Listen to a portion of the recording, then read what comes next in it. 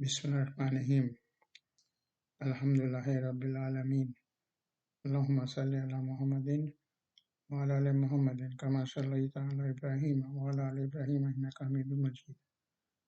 अस्सलामु अलैकुम व रहमतुल्लाहि व बरकातुहू। दुल हिज्जा के जो पहले 10 दिन होते हैं उनको ये कहा जाता है कि वो पूरे साल के 10 दिनों में सबसे अफजल। रसूलुल्लाह सल्लल्लाहु अलैहि वसल्लम ने फरमाया कि वो अच्छे अमाल जो इन 10 दिनों में किए जाते हैं वो अल्लाह ताला को सबसे ज़्यादा मकबूल हैं किसी और दिनों के अलावा। आइए मैं अब आपको कुछ ऐसी चीज़ें बताता हूँ, ऐसे अमल जो आप इन 10 दिनों में कर सकते हैं। कुरान की तिलावत करें, लेकिन समझ के पढ़ें ताकि आपको उसके माने मालूम चलें। आप नफिल नमाजें पढ़ें ज़्यादा से ज़्यादा।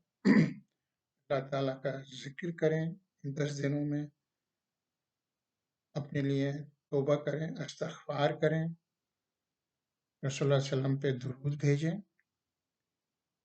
और पहले 9 दिनों में कोशिश करके रोज़े रखें। और अगर आप नहीं रख सकते हैं तो 90वें दिन का, जो कि अराफात का दिन होता है, उस दिन रोज़ा ज़रूर रखें।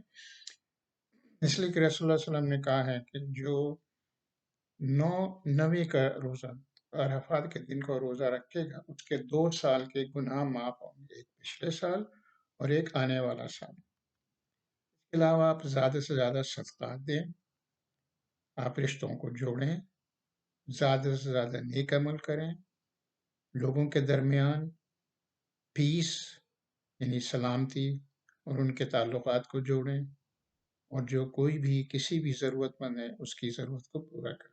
उम्मीद है आप इन 10 दिनों में इन चीज़ों से फ़ायदा उठाएंगे, नेक अमल करेंगे।